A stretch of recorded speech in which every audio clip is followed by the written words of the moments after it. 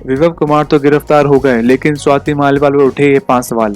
स्वाति मालिवाल के साथ कथित मारपीट मामले में सीएम अरविंद केजरीवाल के पीए विभव कुमार गिरफ्तार हो गए हैं। उनकी गिरफ्तारी के बाद से ही बीजेपी, आम आदमी पार्टी और उन पर ज्यादा हमलावर है। अभी के लिए तो स्वाति की मेडिकल रिपोर्ट से साबित होता है कि उनके शरीर पर चोट के निशान पाए गए हैं, लेकिन कुछ वाजिब सवाल तो दिल्ली की पूर्व महिला आयोग के अध्यक्ष पर भी उठते हैं। स्वाति मालिवाल के साथ 13 मई को हुई मारपीट मामले में उनका कहना है कि वह सीएम अरविंद केजरीवाल से मिलने उनके आवास पर गई थी, लेकिन वहां बिना किसी उकसावे के केजरीवाल के पीए विभव कुमार ने उनके साथ मारपीट की। 7-8 थप्पड़ मारे, लात मुंह से चलाए, सिर पर पटका और धक्का मुक्की तक की और पेट पर लातें मारी। स्वाति के मुताबिक उन्होंने सीएम आवास से ही पुलिस को फोन लगाया था, अपने साथ हुए अत्याचार की जानकारी दी थी।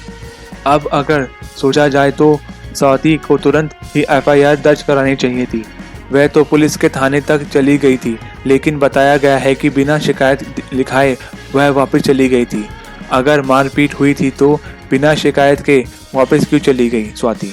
हैरानी की बात यह भी है कि पुलिस तो इंतजार कर रही थी, लेकिन स्वाति को ही एफआईआर दर्ज कराने के लिए 3 दिन क्यों लग गए? अब उन 3 दिनों में ऐसा क्या हुआ? क्या स्वाति पर कोई और दबाव था? स्वाति आगे की रणनीति बना रही थी? किसी को कुछ नहीं पता। आम आदमी पार्टी इस समय स्वाति मालिवाल को लेकर यह सवाल उठा रही है कि 13 मई को जब वह सीएम आवास से बाहर निकली थी, वह लड़खड़ा नहीं रही थी, वह तो काफी आराम से चली गई थी। लेकिन 17 मई को वह जब मेडिकल हुआ, वह लड़खड़ाते हुए बाहर निकली। सौरभ भारद्वाज ने मीडिया के सामने कुछ ऐसे सवाल उठाए। उनके मुताबिक अगर उतनी मारपीट हुई थी तो वह आखिर इतनी आराम से बाहर निकल कैसे गई? तब क्यों उन्हें चलने में कोई दिक्कत नहीं हुई थी?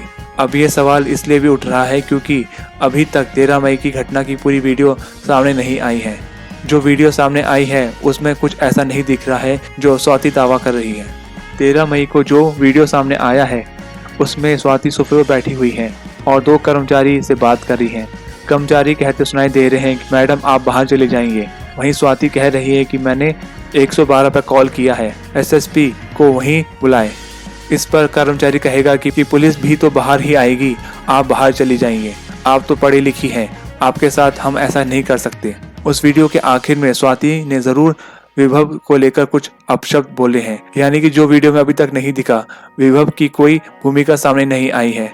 इस समय सभी के लिए सिर्फ उतना ही सच है जितना स्वाति मालिवाल ने बताया है। चिंता की बात यह है कि पुलिस को अभी तक उस घटना का सीसीटीवी फुटेज नहीं मिल पाया है। इस पूरे विवाद में एक सवाल पीछे छूट चुका है। आखिर स्वाति मालिवाल 13 मई को अचानक से मुख्यमंत्री अरविंद केजरीवाल से मिलने के लिए क्यों आई थी? उन्होंने जो शिकायत दर्ज कराई उसमें उस मुलाकात को लेकर कोई कारण नहीं बताया गया है। ऐसे में किस के उकसावे पर हमला हुआ, किस के उकसावे पर विभव ने कथित मारपीट की, यह साफ नहीं हो पा रहा है। अगर स्वाति के आने का कारण पता चल जाए तो इस पूरी घटना की असल और सच्ची कहानी सभी को पता चल जाएगी। यह सवाल ज़्यादा ज़रूरी इसलिए भी है क्योंकि स्वाति पिछले काफ़ी टाइम से आम आदमी पार्टी के साथ ज़्यादा कहीं दिखाई नहीं दी। केजरीवाल की गिरफ्तारी से लेकर उनकी जमानत तक किसी भी मुद्दे पर उनकी तरफ से कोई बयानबाजी नहीं हुई। ऐसे में अचानक से क्यों उन्हें केजरीवाल से मिलने की ज़रूरत पड़ी? उस मुलाकात का क्या कारण था? इसका जवाब आना ज़रूरी है। स्वाति मालिवाल आम आदमी पार्टी की सांसद है। एक समय तो अरविंद केजरीवाल की भरोसेमंद की मानी जाती थी, लेकिन अब उनकी भूमिका सिर्फ महिला अधिकारों की रक्षा करने वालों में से एक है।